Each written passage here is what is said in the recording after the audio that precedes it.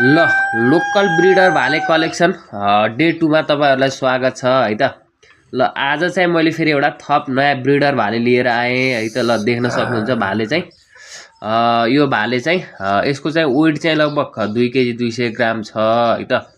उमेर चाहिँ यसको 5 महिना भयो भन्नुहुन्थ्यो उहाँ चाहिँ, अब पाल्ने मान्छेले चाहिँ त्यही भन्नुहुन्थ्यो। ल भाले चाहिँ अरु भालेको तुलनामा चाहिँ यसमा धेरै गुण र विशेषता भएको कारणले गर्दाखेरि चाहिँ मैले यसलाई चाहिँ खरिद गरेर लिएर आएँ है त। ल देख्न सक्नुहुन्छ यसमा चाहिँ 3 थरी चाहिँ गुण र विशेषताहरू छ है त।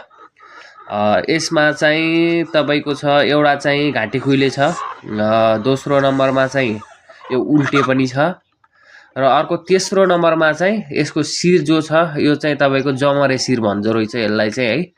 तपाईको एकदम धेरै जमरा जमरा जस्तो टाइपको शिर पनि रहेको छ है त।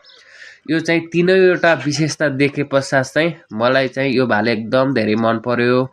मैले चाहिँ ल दाइ यो भाले चाहिँ मलाई दिनु पर्यो, तपाईको भाले चाहिँ एकदम मलाई राम्रो लाग्यो है त भनेर चाहिँ त्यसरी चाहिँ खरिद गरेर लिएर आएँ। भाले चाहिँ भर्खर भर्खर चाहिँ बाँच्न सुरु गरेको रहेछ। देख्न सक्नुहुन्छ भाले चाहिँ हेर्दाखेरि पनि लगभग 1 वर्षको अन्तरालमा हुने बेला लगभग 2.5 देखि 3 केजी को बीचमा चाहिँ जाने चाहिँ अनुमान लगाएको छु है त। ल देख्न सक्नुहुन्छ पुच्छरहरु पनि भर्खर भर्खर पलाउँदैछ। अब यो उल्टेहरुको खासै पुच्छरहरु त राम्रो हुँदैन।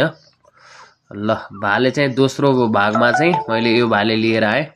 अब भोलिको भागमा एउटा थप नयाँ लिएर उपस्थित हुनेछु है त। ल धन्यवाद।